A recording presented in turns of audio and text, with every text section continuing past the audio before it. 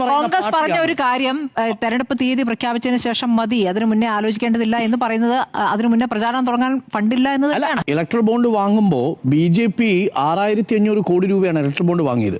അത് കഴിഞ്ഞാൽ ഏറ്റവും കൂടുതൽ പണം വാങ്ങിയ രണ്ട് പാർട്ടികൾ, ഒന്ന് ഇന്ത്യൻ നാഷണൽ കോൺഗ്രസും മറ്റൊന്ന് തൃണമൂൽ കോൺഗ്രസുമാണ്. അന്ന് 1200 കോടിയിലധികം രൂപയാണ് ഇന്ത്യൻ നാഷണൽ കോൺഗ്രസ് വാങ്ങിയത്. 1123 കോടി രൂപ.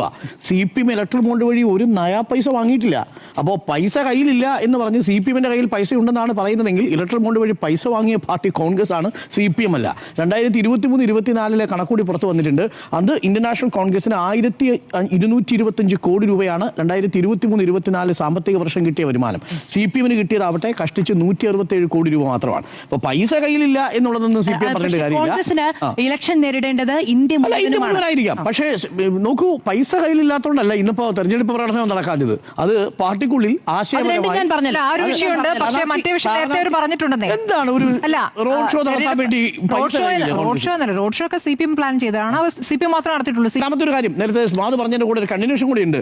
മാധു പറഞ്ഞല്ലോ, ഈ ശിവഗിരിയിലെ സ്വാമി ഇന്നിപ്പോ 18 സ്ഥാനാർത്ഥികളുടെ പേര് പറഞ്ഞു.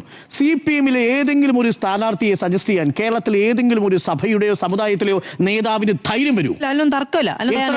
ശിവഗിരി മഠത്തിനോ കേരളത്തിലെ ഏതെങ്കിലും ധൈര്യപ്പെടില്ല. അങ്ങനെ പറയാൻ പാടില്ല.